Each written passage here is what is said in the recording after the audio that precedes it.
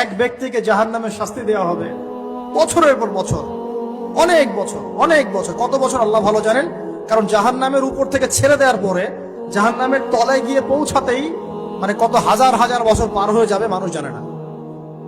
এত গভীর জাহান্নাম, এত গভীর। এখন পড়তে পড়তে পড়তে একটা জায়গা তাকে দাঁড় করিয়ে দেওয়া হবে, আযাব দেওয়া হবে, আযাব দেওয়া হবে, আযাব দেওয়া হবে। এক পর্যায়ে সে চিৎকার করতে থাকবে, ইয়া মান্নান ইয়া হান্নান, ইয়া মান্নান ইয়া হান্নান। এভাবে চিৎকার করতে করতে, এগুলো আল্লাহ পাকের নাম। এগুলো কি আল্লাহ পাকের নাম। আল্লাহ পাক বলবেন, দেখো জাহান্নামের অতল গভীরে কোন আমার বান্দা আমাকে ডাকছে, কি হাজত তার, নিয়ে আসো। ওকে জিজ্ঞাসা করা হবে কি প্রয়োজন। সে শাস্তির অভিযোগ করবে, শাস্তির অভিযোগ করে তাকে বলবে যে আমার এই শাস্তি আমি সহ্য করতে পারছি না, আল্লাহ আমাকে এইটা দাও সেইটা দাও, আমাকে, আমি যেখানে থাকি সে থাকার জায়গাটা ভালো না, আমি যেখানে বসি বসার জায়গা ভালো না, এরকম অনেক কথা বলতে থাকবে। আল্লাহ পাক তখন তার গুনাহগুলোকে স্মরণ করাবেন, মানে তার এই অবস্থা কেন হলো এটা স্মরণ করাবেন। এবার সে ব্যক্তি পিছনে ফিরে, তাকে আবার পাঠিয়ে দেওয়া হবে, যাও পিছনে ফিরে যাও। তো যেতে যেতে সে তাকাবে পিছনে ফিরে, বারবার তাকাবে আর বলবে, আল্লাহ তোমার রহমতে আমাকে একবার সেখান থেকে তুমি বের করে নিয়ে আসছো, আল্লাহ দ্বিতীয়বার আমাকে সেখানে পাঠাও। আমি তোমার রহমতের আশা রাখি যে তুমি আমাকে মাফ করে দিবে। আল্লাহ পাক বলবেন, আমার রহমতের ওসিলায় সে আমার কাছে চেয়েছে, যাও আমি তাকে মাফ করে দিলাম। এই জাহান্নাম থেকে বের করেও আল্লাহ পাক অনেক মানুষকে কি করবেন, জান্নাতে দিবেন। এটা আরেক ব্যক্তিকে মাফ করেছেন আল্লাহ রাব্বুল আলামিন, যে তার সন্তানদেরকে বলেছিল আমি মারা গেলে আমার লাশটাকে পুড়িয়ে ফেলবা, অর্ধেক ছাই বাতাসে ভাসিয়ে দিবা, অর্ধেক ছাই সাগরে ভাসিয়ে দিবা, বাতাসে উড়িয়ে দিবা, সাগরে ভাসিয়ে দিবা। আল্লাহ পাক ছাই জড়ো করেছেন, করে বলেছেন কেন করেছো এই কাজ। সে বলবে, মিন খাশিয়াতিকা ইয়া রাব্বি, হে আল্লাহ তোমার ভয়ে কাজ করেছিলাম, আর তুমি খুব ভালো করে জানো হে আল্লাহ আমি তোমার ভয়ে করেছি, অন্য কোনো কারণে করেছি। আল্লাহ পাক তাকে বলবেন, যাও আমি তোমাকে মাফ করে দিলাম। এক নারীর কথা আসছে, ব্যভিচারী মহিলা, জিনা করে, পতিতা মহিলা, একটা কুকুরকে পানি পান করিয়েছে, আল্লাহ তাকে মাফ করে দিয়েছে।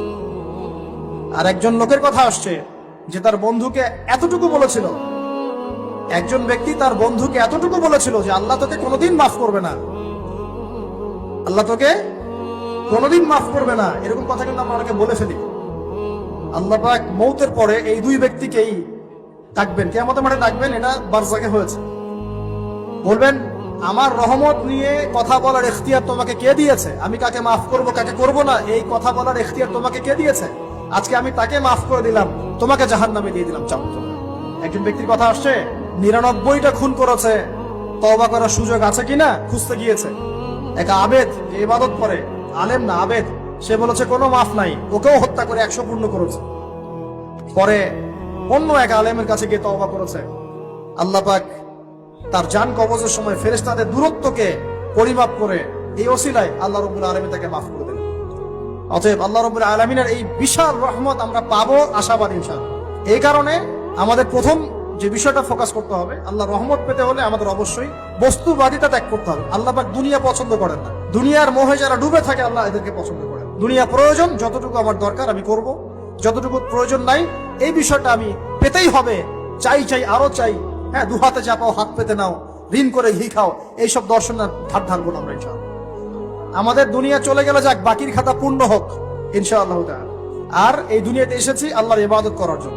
শিখলাম, জানলাম, বুঝলাম, ইবাদত মানে শুধুমাত্র নামাজ, রোজা, হজ, যাকাত নয়। এগুলো অবশ্যই ইবাদত, কিন্তু এগুলোই ইবাদত নয়, বরং আমাদের জীবনের প্রতিটা কাজই ইবাদত। আমাদের স্ত্রীর মুখে ভাত তুলে দেওয়া পর্যন্ত, একটা মুসলিম ভাইয়ের সাথে হাসি মুখে কথা বলা পর্যন্ত, মুসাফা করা পর্যন্ত, এভরি সিঙ্গেল ওয়ার্ড যা আমরা এই দুনিয়াতে করি, এগুলো ইনশাআল্লাহ তাআলা ইবাদত বলে কাউন্ট হবে যদি আমরা এগুলোকে 3টা পদ্ধতিতে করি। এক, আল্লাহর সন্তুষ্টির জন্য করি, 2, রাসূলের পদ্ধতিতে করি, এবং হালাল খেয়ে করি।